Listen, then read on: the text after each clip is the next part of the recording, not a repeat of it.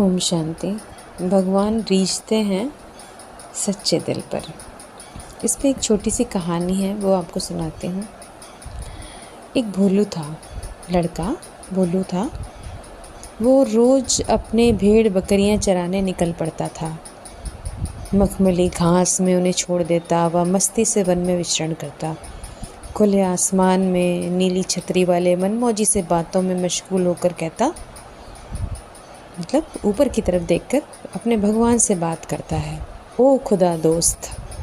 उसने भगवान को अपना दोस्त बना लिया, तो वो बोलता है, ओ खुदा दोस्त, जरा जमी पर तो आओ व मेरे साथ खेलो।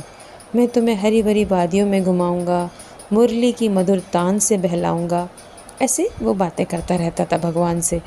एक दिन रास्ते में एक पंडित जी वहाँ से गुजरते हैं और उसका ये बातें करना यानी वार्तालाप सुन लेते हैं और बोलते हैं कि क्या बच्चा बड़बड़ा रहा है।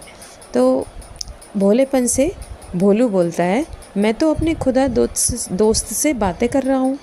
तो पंडित जी उसको डांट देते हैं, बोले भगवान से ऐसे बातें नहीं की जाती, चल मैं तुम्हें बातें करना सिखाता हूँ। और पंडित जी संस्कृत के श्लोक रटाकर चल दिए। अब बेचारा भोलू मंत्र रटते रटते बहुत ज़्यादा उलझ गया। उसे समझ में नहीं आ रहा था, एक तो उसको आता भी नहीं था, वो तो कुछ जानता नहीं था, तो वो मायूस हो गया। और फिर इधर रात को पंडित जी के सपने में भगवान जी आए और बोले, आज तुमने बड़ी भूल की है। पंडित जी ने कहा, नहीं भगवान, मैंने तो पुण्य का काम किया है, एक बच्चे को आपसे बातें करना सिखाया है। भगवान जी बोले, तुमने तो उसकी बोलती ही बंद कर दी, सभी अपना ही दुखड़ा सुनाते हैं। पर भोलू दिल की बातों से बहलाता था। अब मैं कभी भी उसकी वो मीठी प्यारी तोतली बातें सुन नहीं पाऊंगा।